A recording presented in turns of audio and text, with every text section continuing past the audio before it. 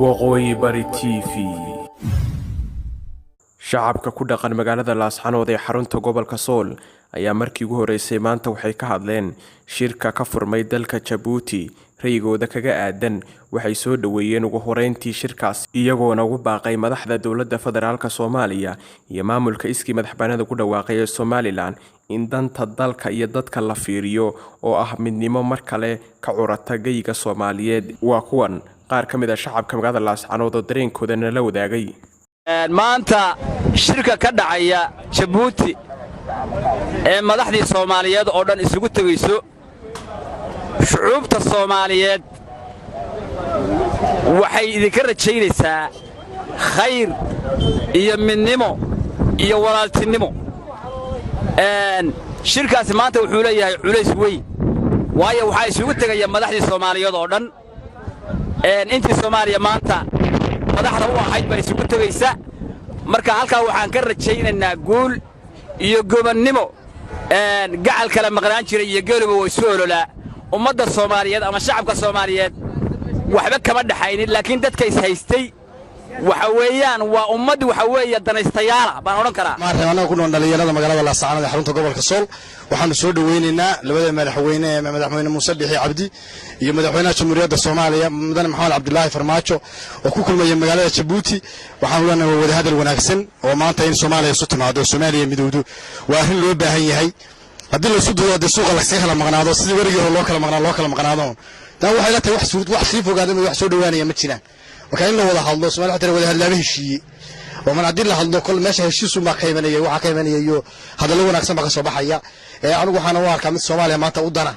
oo maanta meesha masiirka maanta Soomaaliya maraysi wadamada kale meesha ay marayaan marka la isku farqi weyn baa u dhaxeeya. waxaan laga faa'iideysto tafaraaruqdan iyo waxaan ku riday waa olaanshaha iyo iyagoo hal midaba gabigoodba iyo hal shakhsi ah baadana waxay soo yaqaaneen qowmiyado weyn oo aan heshiinayn oo Ethiopia intaas 70 dhow waayeen qowmiyadooda bahashiiso dantooda aragta wasina qowmiyad kaliya afka wada hadalo wada islaam oo wax kale nagu dhex jirinayno maanta heshiin weyno waa arrin wax loo arko maanta. marka waan soo dhaweynaynaa haddana shacabka magaalada Lascanod waan soo dhaweynaynaa soo dhawaadaan u leenahay si wanaagsan isugu tanaasula si wanaagsan oo hadla mid ku taagtay inaga daayo qof wala meelkiisa uu ka ayo macnaheedu labada madaxweyne aan la hadlaya. assalaamu calaykum waraxmatullaahi wabarakaatuh. waxaan nahay dad Soomaaliyeed waxaan soo dhaweynaynaa wada hadalka Soomaaliya iyo Somaliland aad baan ugu faraxnay waanuna jecelahay annagu waxa weeye Soomaali baanu nahay in Ilaahay isu sakhro isu soo dhaweeyo baanu Ilaahay ka baryaynaa. assalaamu calaykum waraxmatullaahi wabarakaatuh. Somaliland waa soo dhaweynaya laakiinse gobolka Sool iyo gobolka Sanaag iyo Cayn iyo Xingalool iyo Baran wada hadalka la wado dan naguma istaanag wax dan oo noogu jirta annaga lama qosayso ma garata waxa wada hadlaya dir koonfureed dir waqooyi baan ugu aragnaa annaga wax dan noogu jirta qodnino iyagu danoo ka hadlaya laakiin mid gobol Sanaag iyo Sool iyo Cayn iyo Xingalool iyo Baran qoseeya ma aha annaga looma taalo meesha xamar iyo waxa wada hadlaya Hargeysa annaga dan noogu dhammaan ummadda Soomaaliyeedna waan salaamayaa. dhammaanteed meel kala joogaan ba waqooyi iyo koonfurba dhammaanteed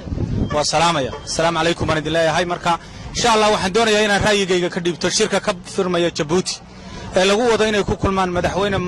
madaxweyne Farmaajo iyo madaxweyne Muuse Bixi Cabdi. marka insha Allah aad baan u soo dhaweynayaa wallahi aad iyo aad si kalgacal leh baan u soo dhaweynayaa. insha Allah waa Soomaali cid kale isuma dhaanto. Soomaali waa dad muslimiin oo dad walaala waa dad ehela oo is dhashay. xaguruufadii hore dhacday in lagu ilaawo barnaamijkaas la iska ilaawo fiican oo gacanta la isi saaro insha Allah billahi kariim waa walaalo inta way isku dhacayaan laba nin oo walaalaaba isdilayo isku dhacaya way heshiinayaan meel kale tagi mayno. marka waxa loo baahan yahay in insha Allah la soo dhaweeyo mid ay ku jirtay waxna inuu iska dhaafo oo la soo dhaweeyo Soomaali la isu keeno adduunka oo dhan baa doonaya inay midowdo Afrika oo dhan baa la doonaya inay midowdo Soomaaliya walaalo helo dariiq wada saaxata macquul ma aha inay kala goodo ka inay wax danta ku jirto tahay inay heshiiyaan danta way ku jirtaa oo nin walba dan baa ugu jirtaa nabaduna waa qaali nabad dalka lagu soo dabaalo dhibaatooyinka la iska dhex saaro Soomaaliya noqoto dad Soomaaliyeed oo kala qaybsan karin sidaasaan aniga aqoontayda aniga waa Cabdiqani Wadani Waqooyi Bari TV Lascanod ku soo dhawow bogga aan ku leenahay YouTube-ka ee Waqooyi Bari TV fadlan si aad u heshid wararkayada fadlan subscribe saar jalasku waxa kuu sahlayaa in si fudud ka heshid wararkayada mahadsanid waan hubaa wararkaan soo galino bogga aan ku leenahay YouTube-ka inaad ka heli doontid haddii Ilaahay idmo wararka deegaamada Waqooyi Bari iyo Soomaaliya inteeda kale warar ku saabsan halkan ka hel daawadaha sharafta lahu mar kale hawdeema la'aan bogga aan ku leenahay Facebook-ka ee Waqooyi Bari TV si aad u heshid wararkayada isna booqo bogga aan ku leenahay Facebook-ka ee Waqooyi Bari TV